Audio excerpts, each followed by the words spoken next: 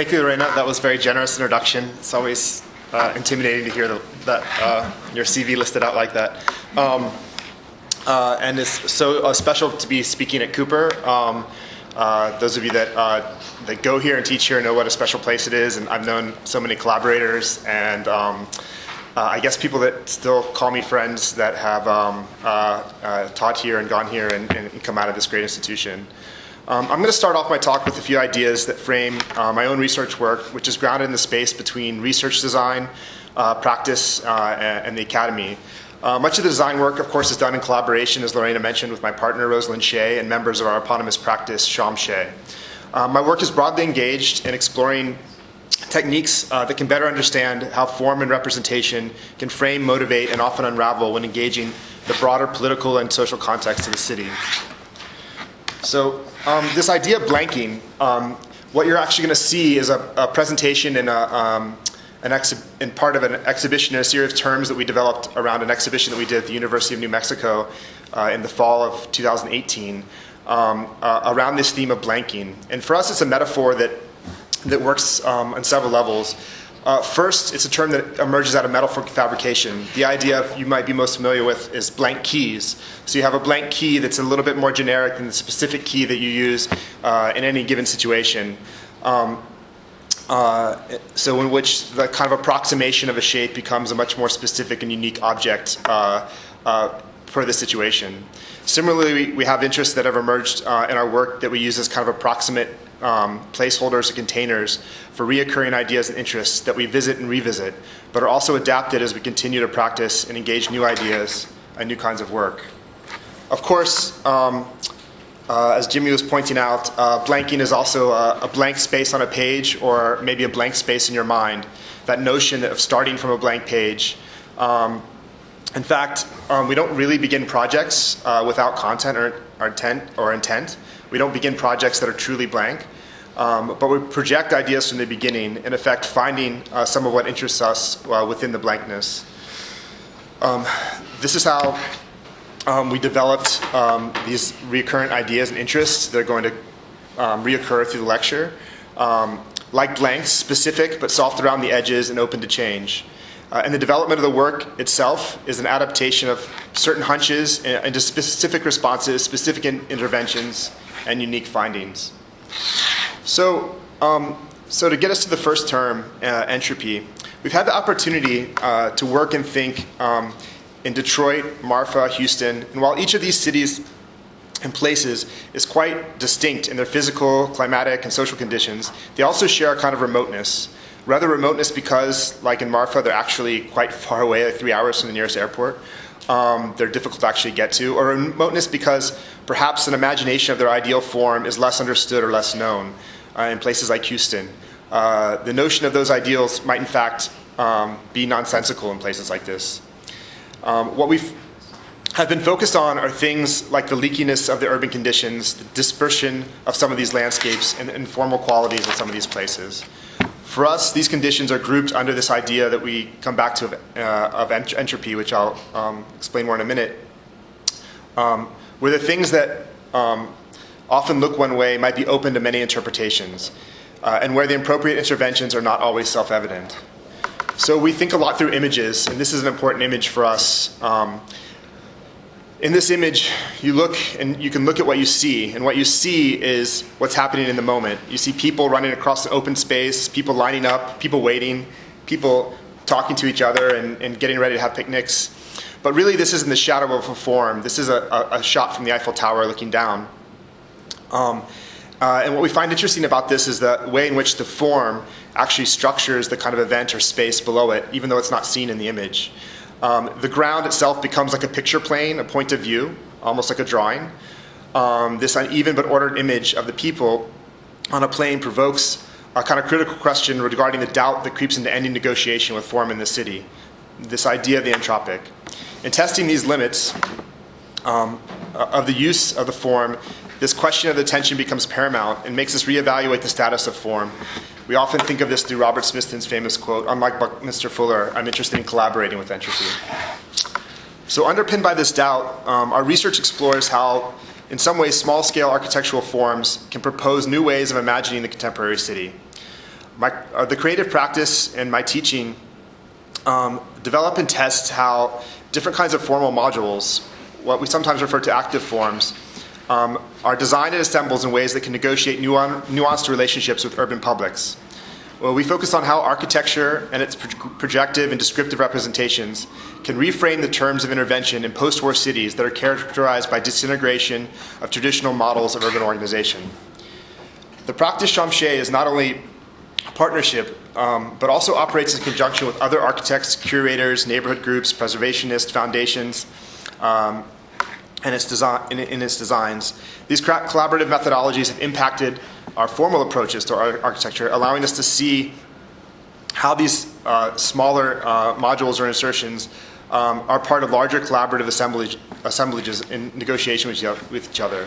These ideas are greatly influenced by, this is one representative image that we can show, a lot of the work we actually can't show, that is been heavily influenced by our work with the Judd Foundation and the Chinati Foundation in Marfa. This is a restoration of Judd's architecture office in Marfa that we're halfway through the completion of in a project that we've been working on through several urban insertions in Marfa over the last 7 years.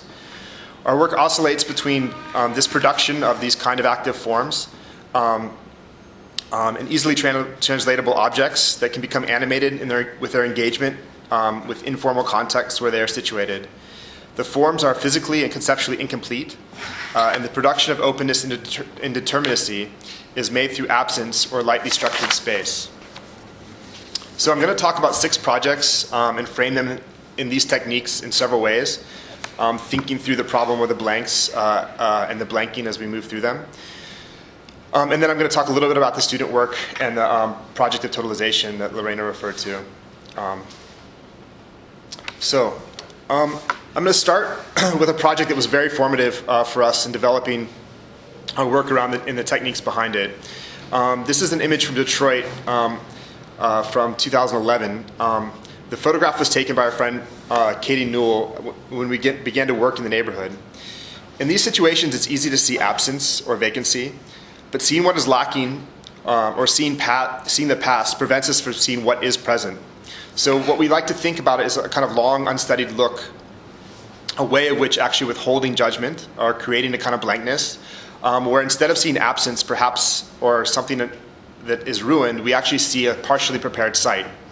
So by this flip, we wanted to look at the openness as an emerging condition, one that was like full and oriented to a new spatial order, one that was as much open space as it was built, but instead of a singular reading, something that was distributed in multiple directions, something we called a sponge, and this is a project we called Sponge Urbanism.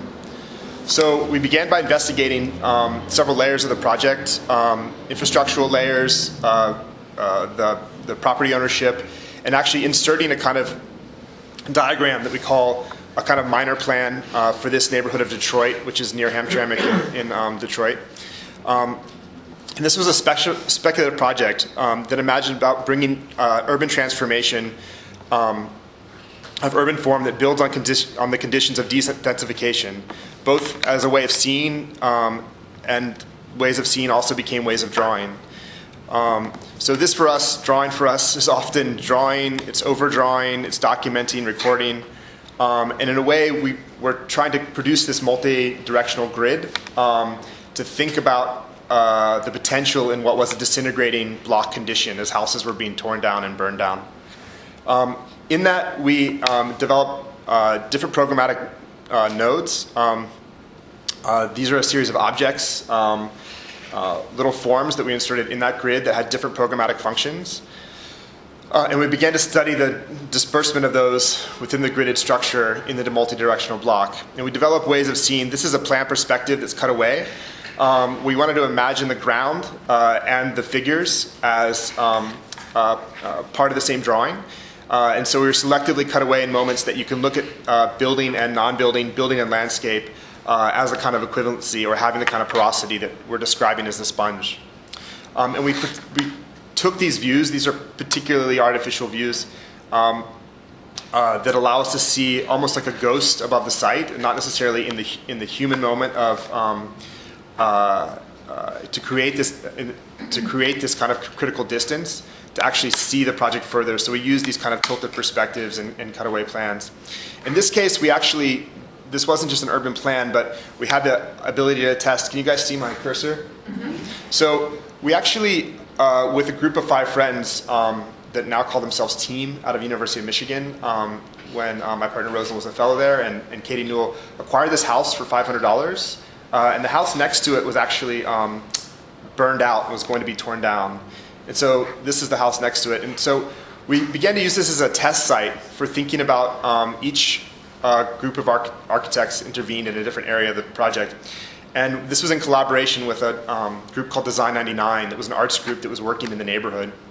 And the idea was to transform this house for that arts group and turn it over to them when we were finished, which is essentially what occurred.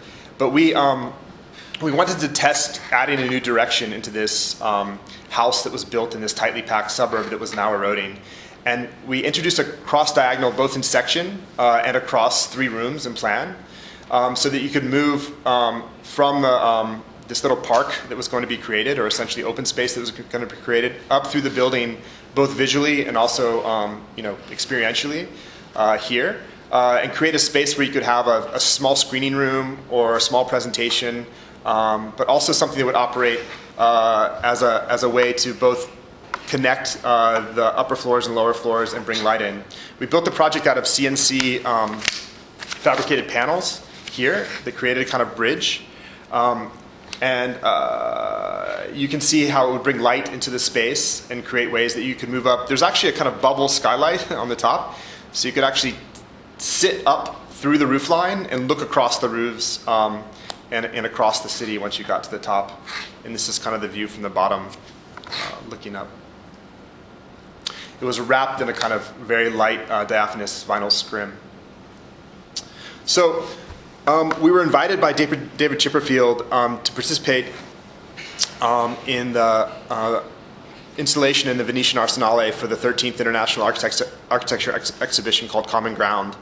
But we had the problem that our project was completely contextual, actually tectonically, like it had to attach to the building in order to work. It relied on the house. And I think Chipperfield and his crew imagined we were going to somehow ship the whole house to to Venice from Detroit, which was, anyway, ridiculous. But nonetheless, we had to figure out how to reconstruct the house. And you can see here the plan of the house with tape on the floor. The only thing you're allowed to touch when you do an installation in the Arsenale, which is a 15th century rope factory in Venice, is the floor, because the walls, everything around you is actually a site for historic preservation.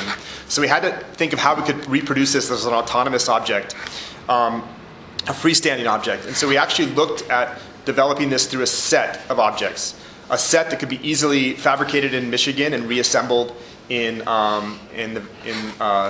Arsenale. And so we had these 23 pieces that are made of CNC'd out of foam and built kind of like surfboards. And here's Rosalyne actually making them. We used a bioresin, a product actually surfboarders demanded in Berkeley. She doesn't have gloves on. Yeah, exactly. I mean, it's resin. Right, yeah. This resin, I'm actually getting to that. This resin is quite interesting, and we could talk a lot about it. It's actually made out of pine. It's a pine-based bioresin that's manufactured in Berkeley because surfboarders tend to be ecologists, and they're sitting on their surfboards and thinking this is like made of this horrible substance. And so some of them that were actually Berkeley scientists developed a bioresin, and this can be cleaned with vinegar. And it would have been better if she was wearing gloves, but it's not the toxic resin that you know in fiberglass. And so we were very interested in exploring that mode of production with the bioresins. So one of the reasons the project is pink also, since I'm hearing the kind of commentary from the front, is because this bioresin does yellow a little bit faster than non-bioresins. And so we tried to pick a color that, as the resin yellowed, would still look good. But anyway, also we had to use the color because there's no light in the Arsenale either. It's very dark space. And so instead of being a lantern, like the project was originally in the house, it had to use color in a way to help animate it in the galleries. But nonetheless, it still created the kind of diagonal that brought you up this time into the rafters of the gallery and created these spaces for hiding out, or in this case, Helena's like peeking out of the spaces above, and a place where you could retreat from the rest of the exhibition. And this was a part of a larger exhibition we did as a group on our work in Detroit with Team and Katie Newell. Yeah. So we've gotten to test this at a range of scales. This is an installation for an event where we looked at the potential of a set now to, in a set of what we call these kind of active forms, to both occupy and frame what was Forgotten Alley along the main street in Richmond, Virginia. We were interested in the problem of monuments, which you know in Richmond, Virginia has quite a charged legacy, even more now than when we did this project in recent conversation. And we were working with a workshop with VCU fashion, graphic design, and interior design students. And one of the cool things about this, and you're in a probably collaborative environment like this here in the center of New York and at Cooper, was that the students we were working with weren't really used to projection in the way that we're used to projection, from working with models to working with full-size figures. So what they actually did was we made these figures out of cardboard, and then they're actually dressed by the fashion design students. These are fabric-covered cardboard forms, almost like mannequins. And it created this really, once the fashion design students realized they could sew the forms, it created this was done over the course of a week. They sewed these jackets for the forms, which created these really vivid and vibrant colors. And then the fashion design students used it as a backdrop for their fall fashion show. So, this brings us, this idea of sets starts to emerge more and more in our work. And, we sometimes refer them to pieces or sets or these kind of family of forms that can start to develop relational logics amongst themselves that don't necessarily depend on the typical modernist understanding of a contrasting modernism with the urban fabric around it.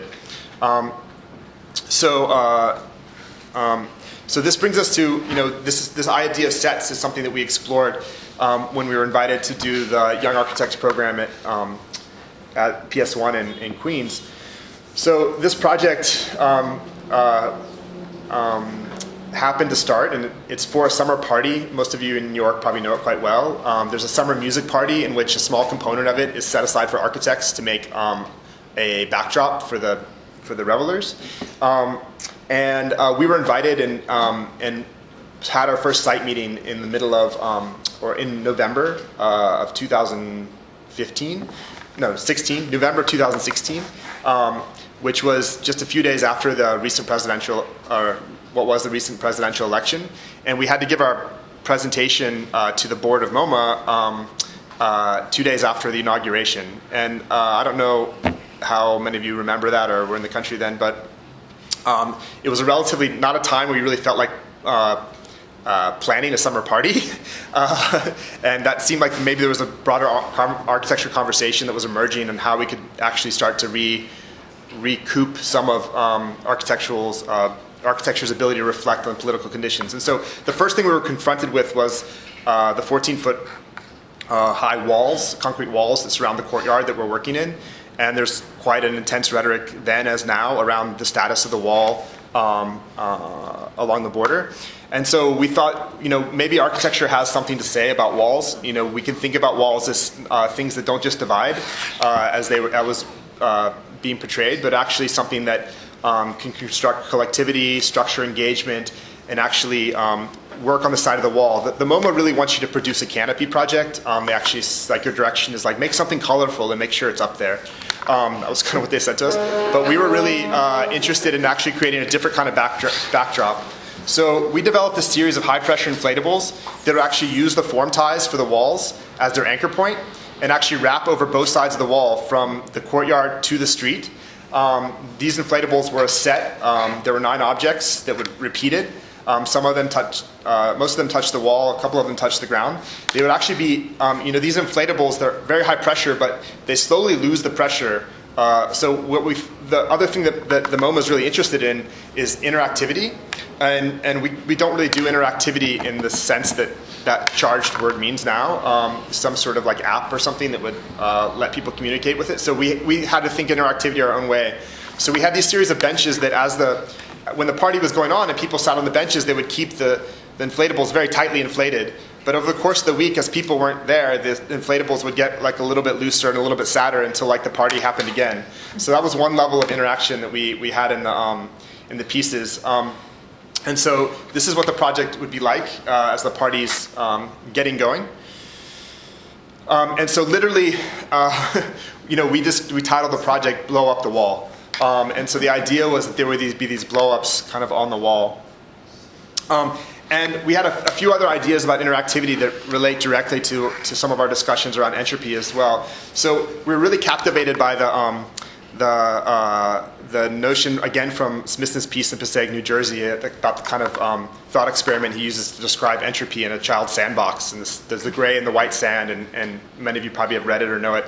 And the child walks one way in the sand, and you get, from black and white sand, you get gray sand, and if you walk the other way, you don't get it back again. So we had an idea of dividing up the courtyard in different bands of colored sand at the beginning of the summer. And as people walked across the courtyard over the course of the summer, you would get the traces of the sand mixed into multicolored sand by the end of the summer. And so that was another imagination of interactivity that we were trying to introduce to confront that question.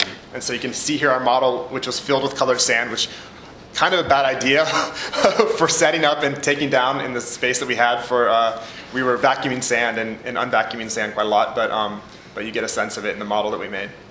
And then you can see here how the actual project bridged across the wall and would be above. Actually, this is a subway grate, which again, Manhattan, you guys know well. When these things were lumpy in the week, when the subway went by, they would be all rattled around by the motion of the subway as it moved, which is another imagination of interactivity. And of course, it would create these kind of spaces for sidebar conversations, different kinds of liaisons in ways in which people could meet up and congregate at the edges. Men in suits. Men in suits, yeah. And we really wanted to think about it as a kind of the men in suits, yeah.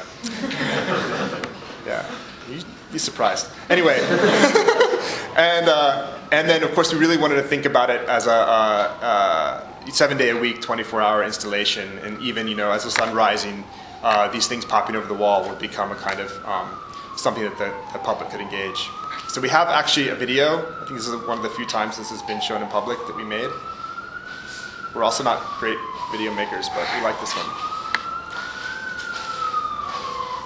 So the cool thing about this video for an architectural audience is we wanted to think about a video that we could construct as an elevation and a perspective by just having two lines that would change shape in the frame. And so what you're going to see is a 2-minute, you see the footprints coming in, a kind of 2-minute video that looks at the tension between perspective and in elevation as it pans.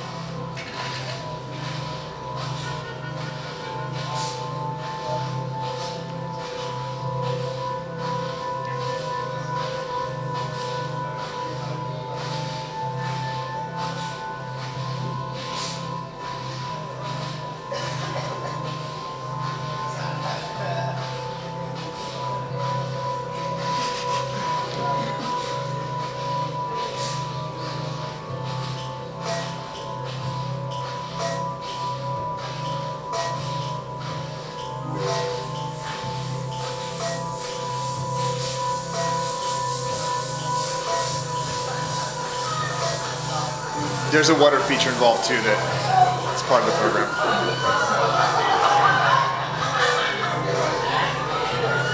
And we use a form tie to structure a kind of lighting element that I didn't talk about.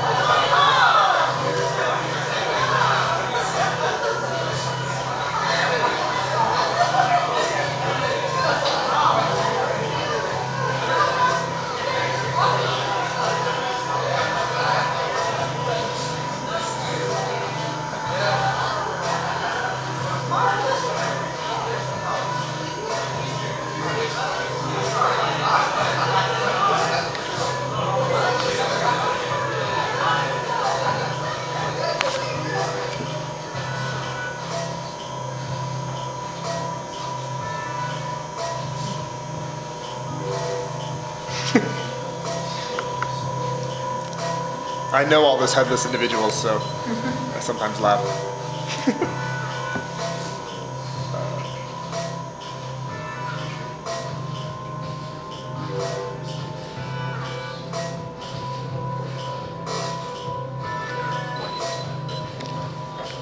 Okay. I don't know how to stop the sound. Just pause it for now. Okay. So, as you can see, PS1 becomes a kind of stage, and so for us, it becomes a stage for staging these kind of relationships, not just for the performance, but the kind of urban relationships and the relationships between this urban collective and the city. And so we're very interested in this idea of the stage. This is an image by Eleanor Anton. This is actually set. I don't know if any of you guys recognize this. Anyone? Anyway, this is Salk Institute, which takes a while for you to register that you're actually looking at the terraces at the end of Salk Institute. And so we like, again, this image is the way the architecture actually becomes more of a background to the staging of the activity that's taking place on top of it. And so we look at these shifting scales almost relentlessly in our work. This is a larger project that we're engaged in roughly the same time as the Detroit work. This is for a pop music center around Old Harbor in Taiwan's second city, Kaohsiung. The challenge for us in the project was to use a technique that, like sponge urbanism, could control problems of form as well as problems of space, problems of building as well as problems of landscape, problems of the edge, and the problem of the void.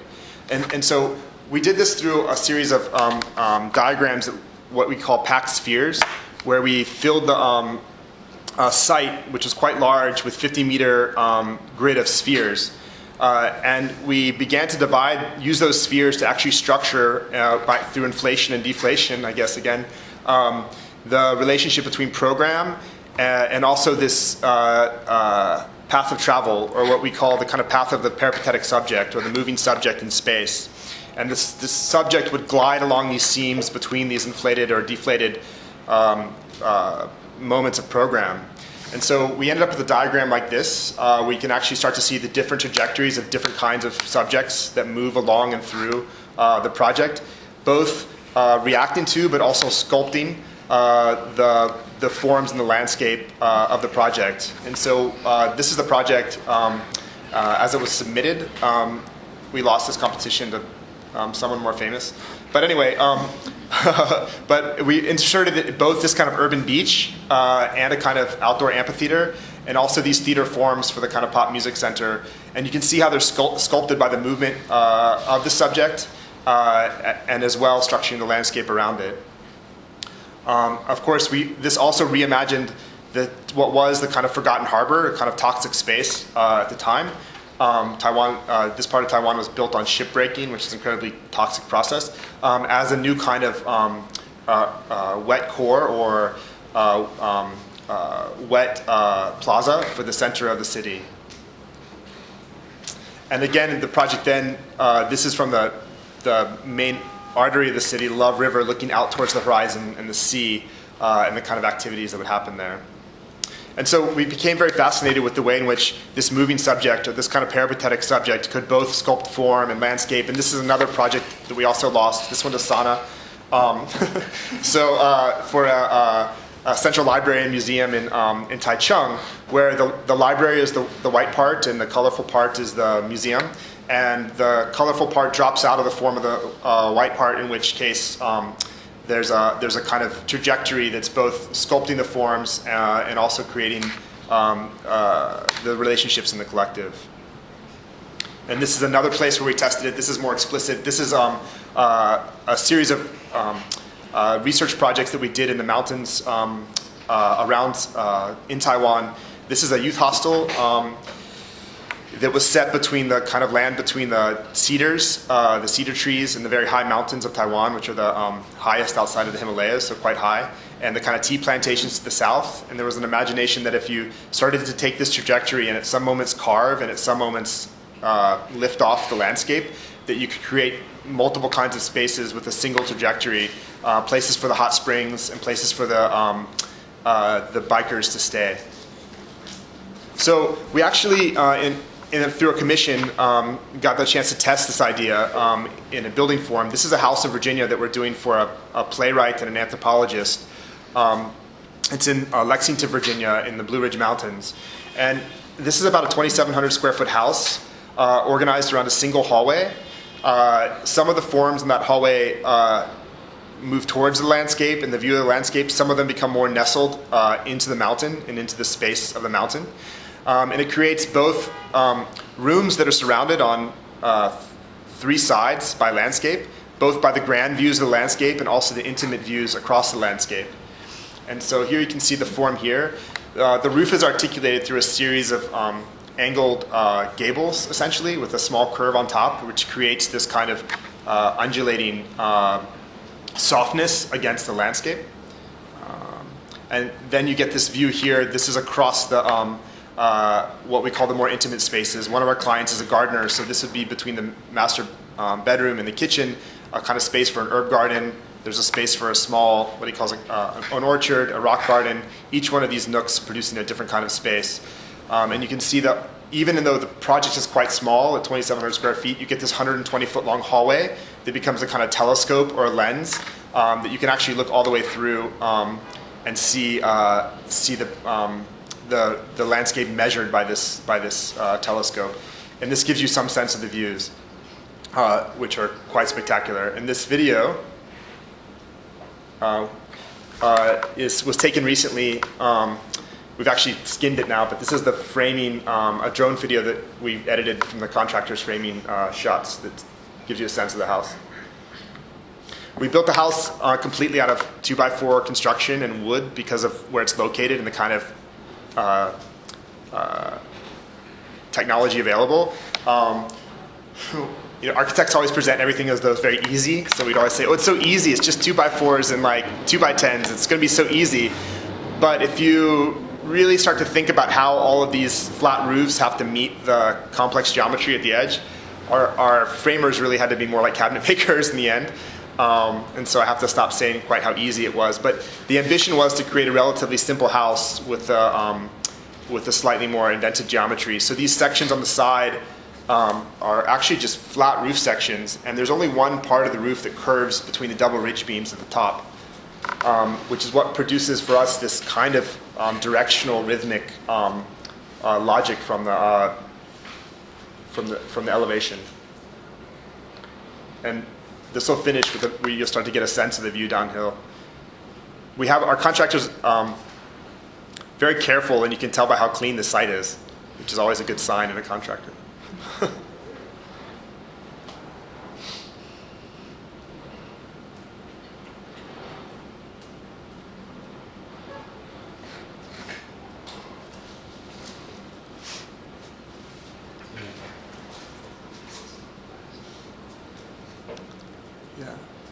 And by the time you get here, you can see how it's really also responding to the landscape and some of the geometries in the landscape, which for us is maybe some sort of intuitive surprise.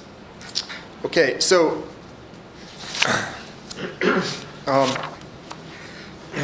we actually, this is an image of a crowd at one of our projects. And so we actually got to confront this idea of an urban collectivity and how the forms that we make help construct and relate to a kind of unstructured urban space. In this case, in a music venue in Houston that has 5 stages, including an outdoor amphitheater for 4,000.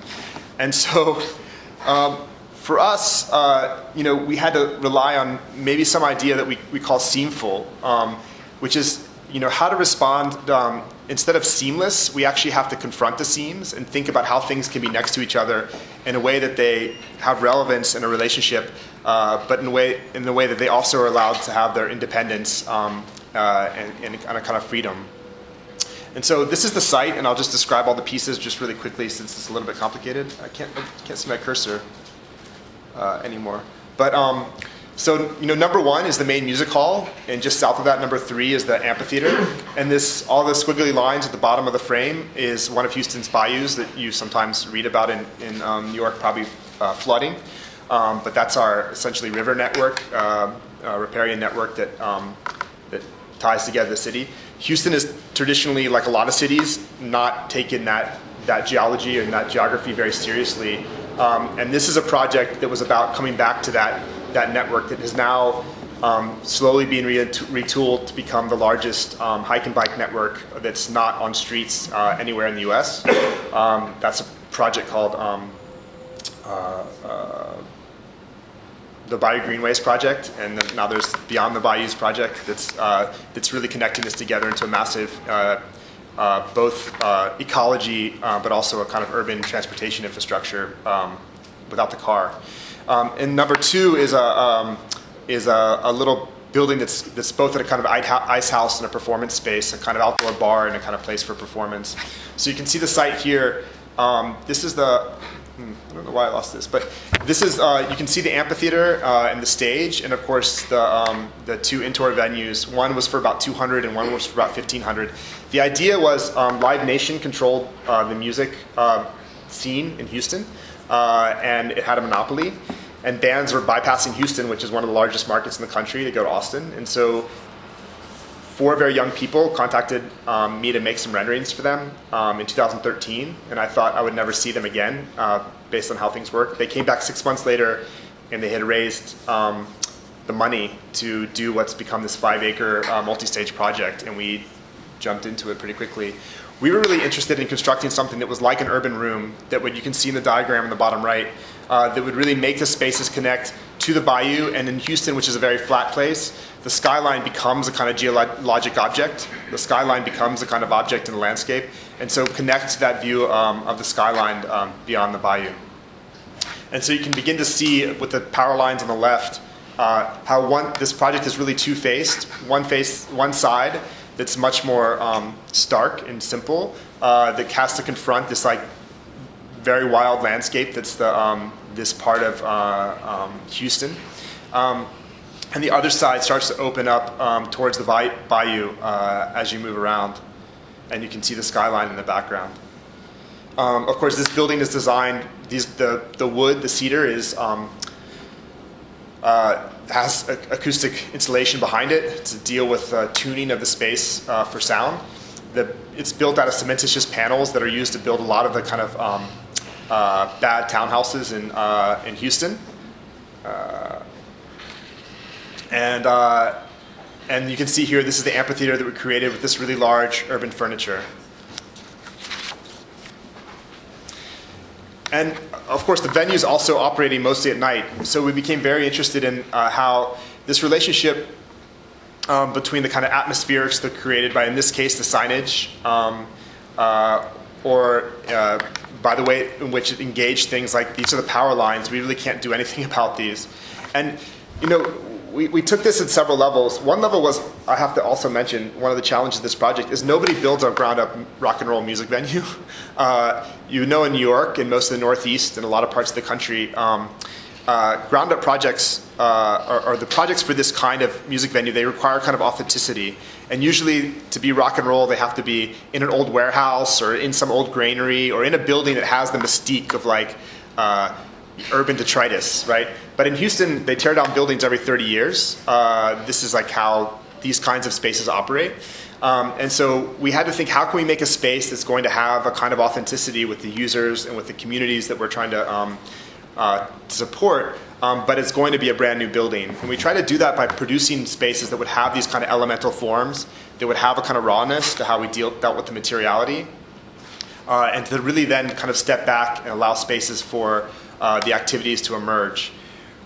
There were some pretty technical things we had to do. This question of not being rock and roll enough was like an accusation that I got a lot from the production people that we were working with.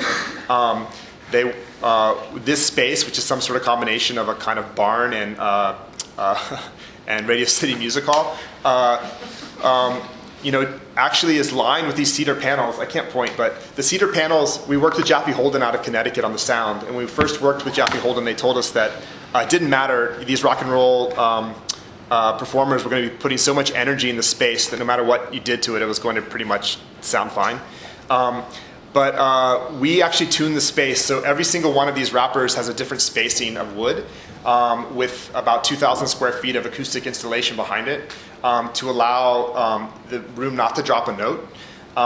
And when we hooked up the Claire system and when the gentleman that was accusing us of not being rock and roll enough constantly turned on the sound, he actually called me and he said, I don't know what kind of magic you guys did, but this is one of the best sounding rooms I've ever set up in, and it's amazing. It actually works for human voice. You can use acoustic instruments in it. It's used for, this is the way civic happens in places like Houston. This is privately funded, but this has had Beto O'Rourke rallies. It's had youth summer camps for like women in rock and roll. It's had auctions for the local management district to raise money, and drives for post it's really a civic project, but it's done through this kind of very private mechanism of funding, and architects need to learn how to negotiate these kind of spaces. Anyway. But some of the other kinds of things we did, this was an existing building that was on the site that we had a very low budget, and so we, again, were inspired by someone who I'm sure you're familiar with here at Cooper, but Gordon Maddock Clark, to basically reduce mechanical costs. We just didn't have air conditioning, and we thought we could just cut holes in the building. So we actually just took a Sharpie marker and we projected these forms onto the side of the building and climbed a ladder and drew these shapes and created a kind of outdoor pavilion. All of this, except for the shapes, was existing. That tower was built as a conversation piece in the 1970s by a metal worker that owned the shop. And it's now been turned into kind of a lounge space and a after-hours green room for the venue. So, I mentioned this idea of geology. These geological processes, both in terms of ecology and systems, but also in ways we think about form, are important to us as we try to negotiate how do these buildings create their own logic and their own space in a city that doesn't have the kind of legible urban context that a place like New York has. And I talked about some of the ways in which we use atmosphere and form and geometry to support that. So this last project I want to talk about is an opportunity that we had to re-examine the problem of sets and how we create this this is about a 4,000 square foot gallery that we did near the Menil in Houston, which is kind of the major collection, private collection in Houston. And so this was an art gallery to support an artist who sees her curatorial practice as one that engages in a reflection on art's making. She calls this process trans art, and she uses processes of ethnography and supports a whole range of artists that collaborate with her in the space. And so we began by looking at this work through a series of, again, self-similar set of panels that we began to aggregate and accumulate to produce what you see here, which is this gold building in the back was existing.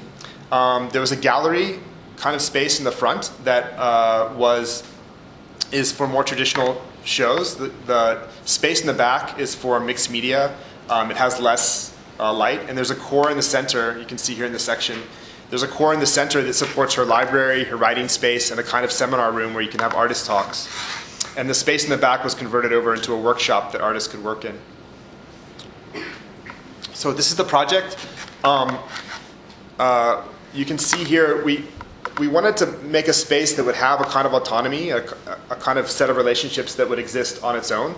But we wanted to also counterbalance the kind of monumentality that can produce through, again, a kind of softening or maybe a kind of loosening of the edges. And so one way we did that was to make openings in the facade that were more like these soft slits or cuts that will allow light in, but also allow you to kind of peek in and peek out through these moments. And again, just to go back to how we're doing these projects, which are quite low budget in the scheme of things. This project was originally designed out of steel. It needs to be built out of steel, really, because you can see, I can't point, but there's very little wall that actually goes from the ground to the roof, if you actually look how the cuts are in certain moments. But it was such a small project that we actually couldn't find a bidder that was interested in doing it out of steel. So we re-engineered it out of heavy wood framing, what you might call kind of mass timber and LVLs. And that ended up being fortuitous because a lot of the work we have to do in negotiating spaces like Houston and Virginia is, we imagine we can make these kind of forms, and you do on your desk with techniques of CNC fabrication and Rhino models. But what we found the fabricators actually did is they would take a beamer and they would just beam it onto the wall and trace our construction drawings on the wall to then hand make these steel windows that become the window.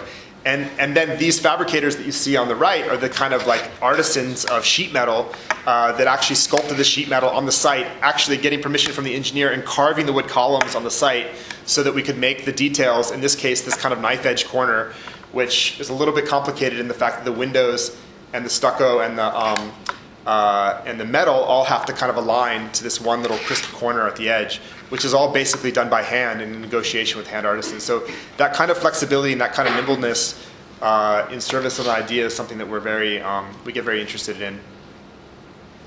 And this is the view to the street. Again, it presents a very strong view in an otherwise loose context, but it has this one cut that allows you to peek in or peek out. And these are what the galleries are like on the interior. So the front gallery has an elevator that works just like the thing at the bank that you send your checks to the teller if you drive to the bank in. It's a pneumatic elevator that uses atmospheric pressure to move you up and down. And you can see in this space the contrast between the layering of spaces. In this case, the entry library space on the first floor, the seminar spaces on the second floor, and the office. And you can kind of get a peek at the glass desk that we designed for the owner to write in on the third floor. And we created, this is an image of one of the spaces. We're very interested in problems of the non sequitur. So dealing with issues of monumentality, we set up, a lot of times we end up setting up these kind of diagrams and then playing against them. This is a moment when there's a kind of softening that happens in a kind of oval space where we collaborated with an artist to produce a kind of CNC space that was like living inside of an egg. But we gave them the plywood frames, and then they created the coating on the inside of the egg, which is a kind of a plaster material. And it creates a little space that you can have meetings in and hang out in. This is a pretty cool little music box John Cage piece that the owner brought as well. And then the space operates, so another way to describe the space is our owner grew up in Venezuela and grew up going to spaces where art was shown not just in galleries, but in more salon-like conditions in residences. And so you could host an artist that would show space in the ground floor of your residence, and there could be a conversation that emerges that's not necessarily explicitly commercial, but it's something more about building a kind of community around the art. And so she wanted the ability to host people for meals and for other kinds of engagement. So this is the back gallery where there's a kind of a service wall, and in the service wall there's a full kitchen that can be used for catering, but also she often prepares meals for people that are part of her working group. And this space can get darker. It has a window that closes. The front space is more light-filled. You can see the way the kind of slits in the wall actually produce the kind of light in the space. And I just wanted to zoom out a little bit to show you the context. I mean, there was a halfway house next door that was torn down and is now a gravel lot. There's a back of an apartment building that is falling down. That's part of the view. On the left side is a neon sign fabrication shop that's in a house and you see the looseness. This is all about a block from the Rothko Chapel, exactly a block from the Rothko Chapel. But you see the kind of looseness in something like the context of Houston that requires a different way to understand architecture's relationship to the city. And this is, both my partner and I grew up in ex-urban context. We grew up in the moments of the city, how most of us actually live in the country outside of dense urban cores like Manhattan. And so, another one of our blanks is this idea of wonder, which is wonder not only that seeks the kind of novel or the unfamiliar, but approaches even the kind of prosaic things like the conditions we confront sometimes in the suburb as the potential to be revelatory. And so moments like this in the project, again, where this is maybe what we thought of as the backside of the project in a way, next to this little Houston bungalow becomes this kind of geology that's emerging from the city. And we often pair this, again, thinking through images, that we pair this with the kind of corner image of Louis Baltz. Again, this is taken in Irvine, California, this image of the kind of, suburb par excellence that we're trying to figure out what kind of form we can use to negotiate with this, and pairing it with, again, a piece of geology, a rock that we picked up in the Chihuahuan Desert in Marfa. And we worked with a couple of photographers on this. Some of you might know Naho Kubata took some of these photos, and this is a great photo where she really contrasts that desire, this kind of crazy, obsessive modernist desire to have this sharp-edged corner with the windows that fold both ways against the context, which is a kind of old map warehouse across the street that's actually owned by the Minnell now, and they haven't done anything with it yet. But it's, this is the kind of context that we're working within. Okay, so this brings me to the last little piece of my talk, which might be a bit of a non sequitur, but Lorena asked me to speak a little bit about how this relates to my teaching. I'm the director of a program that we call Totalization at Rice, and actually just this weekend, last night, we had a book party for the book that's come out on Park Books about this project. And the book tries to situate the teaching that we do in a broader context of pedagogy. Obviously, Cooper has a long legacy in all of our imaginations about how we think about teaching architects, and those of you that are studying here are lucky to participate in that. And our small little contribution to that is really a thought about how we collaborate and how we collaborate with expertise in our own expertise in architecture. And there's an imagination. Totalization is a word that, of course, we borrow from Walter Gropius. And you start to add up all the things that you imagine an architect should know at the end of their education. And that imagination, as it comes from Gropius, is an imagination of a totality that is a complete and a universal totality. And what we wanted to do is take that idea of what is the total idea that an architect needs to know, what is in that bubble that an architect needs to know in relation to building science expertise, and think of it as more of an incomplete totality, more like the totalizing that an accountant does at the end of a fiscal year, or more like you do at the grocery store when you're checking out at the end of a grocery receipt. And that the idea is that when students are confronting expertise now, when I look at the books that are on your desk and are on my desk, and you look at the projects that are in those books, those projects are achieved by massive, not massive, but very large teams of experts and collaborative expertise. And that expertise is provisional and contingent project to project. There's not always the same team, but there's this team of the moment that emerges. And we want to train students to be leaders in that kind of collective and in that kind of collaborative. And so this idea of contingent, provisional, incomplete understanding of the totalizing is what how we've tried to position the project as a pedagogical legacy. And what that means is our studios engage in projects that start with fundamental and deep research in this case, questions of materiality around composites and fabrication, and we actually use some of our investigations in the bioresin that try to use these constraints to speculate not just about building science, but about broader problems in practice. And they're able to do this starting with the kind of work that you might typically see in a studio, and you guys are hopefully all familiar with. But they emerge into more complete building projects, and those building projects are actually supported through a collaboration with a team of consultants. So we work with, we've been working with Silman Associates, with Pat Arnett and Nat Oppenheimer. We've been working with Bob Heinges and Heinges Associates. And we bring our students here, the reason they're here, to meet in their offices and to actually talk to them about their projects and the way they see working on buildings and working in architecture. And then we bring them into the studios in Houston 7 times over the course of the semester to work with the students on their projects. And so the students are enmeshed in this kind of conversation about their work with this team of experts. The book itself, if you're interested in the book, is actually a series of essays by these collaborators on how they work with a range of architects. Nat Oppenheimer, this is an essay that he did on his collaborations with Stephen Hall and Sejima and Nishizawa on the Grace Farms project. Malik Shahi is the MEP engineer for this Lido Glass Museum and for also Grace Farms and Milstein Hall, and has an essay about that kind of collaboration. And there's an interview with Bob Heinges, you know many of his projects probably around town. He gives us an incredible introduction to the engagement with glass and glass production. My portion of that, so I'll zoom out, my portion of that, the class I'm teaching now, is a class I call Friends Included, which is actually looking at the problem of small-scale housing and what you call micro-housing, and its interface with 2 problems. One is the problem of software and smartness that's being overlaid on micro-housing and making us rethink the problem of programming or program in relation to housing. The second is the way in which new materials through the module and modularization is making us rethink what the tectonic unit of architecture is. So there's a moment now where, because of the scale of delivery, and this is something that architects have imagined for a long time, back to the Capsule Hotel,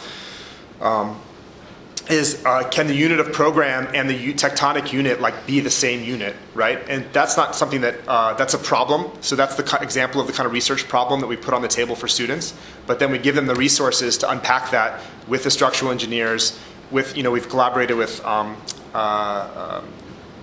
Bill Chrysler, who did the facade of the SF MoMA, for instance, on ways in which these tectonic and material problems begin to sync up with the problems of how we understand the urban subject defined by problems of smartness. So these are some of the projects that emerge out of that.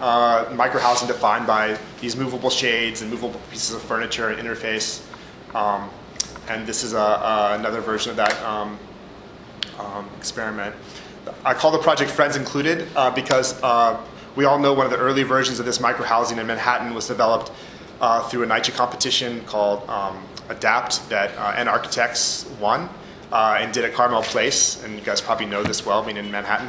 And the firm that took over Carmel Place to run it is a firm called Ali. And Ali claims that everything is included in this new development, that your convenience is included, that your furniture is included, that your comfort's included, and that your friends are going to be included. And so your friends are included in the studio, but we're also exploring like what that means as a notion of housing, that you're going to select your housing based on your friends being included. So you can see my research begins with thinking about these problems of active architectural form and ways to experiment with new modes of seeing and thinking the city. And understanding these terms blanking that we've outlined today, and I've outlined today, have helped me think through this research. Research as blanking as both a way of seeing and a way of trying to see these spaces and seeing the city anew. Blanking as modes of analysis. I would say blanking as a problem, as Denise Scott Brown might say, of withholding judgment so that our later judgment might be that much more insightful. And blanking is a way of practice that allows us to see each situation anew while carrying through these reoccurring themes and questions that drive our work and help us rethink the problems of subjectivity and urban collectives that inhabit them. So thank you.